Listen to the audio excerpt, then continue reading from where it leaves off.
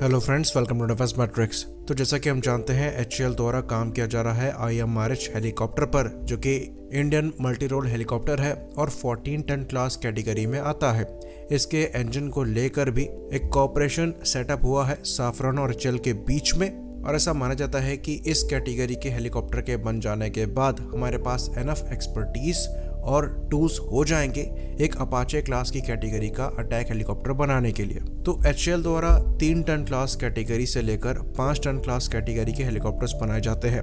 तो 3 ton class category में LUH आता है, जो कि लाइट यूटिलिटी हेलीकॉप्टर है। उसके बाद 5 टन क्लास कैटेगरी में ALH यानी कि एडवांस लाइट हेलीकॉप्टर आता है, और LCH यानी कि लाइट कॉम्बैट हेलीकॉप्टर आता है। फिर सीधे काम चल रहा है 13 से 14 टन क्लास कैटेगरी में, जहां पर IMRH जाएगा, और इस कैटेगरी में एक बार हम स्टेप इन कर जाएंगे, फिर हम इसी कैटेगरी के हैवी अटैक हेलीकॉप्टर पर काम कर सकते हैं। तो अगर हम IMRH के ही प्रोजेक्ट एग्जीक्यूशन की बात करें तो यहाँ पर कम से कम 10 साल का समय लगेगा। और एचएएल द्वारा ये चीज़ साफ करी गई है कि फिलहाल के लिए जो IMRH है वही प्रायोरिटी है। उसके बाद हो सकता है अगर आर्म्ड फोर्सेस मांग करती है तो एक हैवी अटैक हेलीकॉप्टर पर काम किया जा सकता है। तो अब सवाल यहाँ पर ये उठता है कि अगर हम आने वाले 5 से 10 साल में ये डिसाइड करेंगे कि हमें एक हैवी कैटेगरी का अटैक हेलीकॉप्टर चाहिए, तो क्या हम अपाचे की कैटेगरी का अटैक हेलीकॉप्टर चाहेंगे? तो पहले से ही हम IMRH के साथ कुछ नया ट्राई नहीं कर रहे हैं। जो ट्रेडिशनल डिज़ाइन हुआ करते थे वहीं पर हम फोकस कर रहे हैं और उसी कैटेगरी का हेलीकॉप्टर बनाने की कोशिश कर रहे हैं। वहीं पर US में क्या चल रहा है कि उन्होंने गोल पोस्ट चेंज किया है हेलीकॉप्टर्स या फिर रोटेटरी विंग प्लेटफॉर्म्स को लेकर, और वो फास्टर रोटेटरी विंग प्लेटफॉर्म पर फोकस कर रहे हैं, जिसकी वजह से टिल्ट रोटर्स और सिकोर्सी के डिफेंट एक्स जैसे प्लेटफॉर्म्स पर काम किया जा रहा है, जो कि पुशर रोटर्स को यूज़ करते हैं और काफ़ी फास्ट फ्लाई करने में सक्षम है। तो US आर्मी के स्पेशली जितने भी ब्लैक हॉक्स हैं वो या तो V280 वेलर से रिप्लेस किए जाएंगे या फिर सिकोर्स्की के डिफेंट एक्स से रिप्लेस किए जाएंगे, जिसमें दोनों ही 14 टन क्लास कैटेगरी के हेलीकॉप्टर हैं। साथ ही साथ यहीं पर प्लान किया जा रहा है कि इन्हीं के कॉम्बैट वर्जन्स बनाए जाएंगे जो कि अपाचेस को भी फ्यूचर में रिप्लेस करेंगे, ऐसी कुछ रिपोर्ट्स हैं। तो ये कॉस्ट सेविंग तो करेगा ही, साथ ही साथ क्योंकि फास्टर प्लेटफॉर्म है तो उसका डिप्लॉयमेंट भी फास्टर होगा, और कैपेबिलिटी में ये आजकल के अटैक हेलीकॉप्टर और जो अटैक फिक्स्ड विंग एयरक्राफ्ट है उनके बीच में आएगा।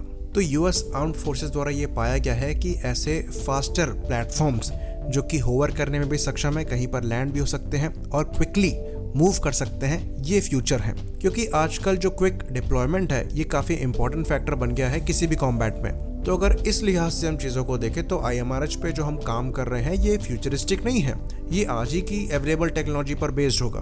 तो इसका मतलब ये नहीं है कि हमें IMRH पर काम करना बंद कर देना चाहिए क्योंकि ये फ्यूचरिस्टिक नहीं है। तो क्योंकि हमने आज तक इस कैटेगरी में हेलीकॉप्टर नहीं बनाया है तो इस कैटेगरी में भी सक्सीड करना हमारे लिए बहुत ज़रूरी है।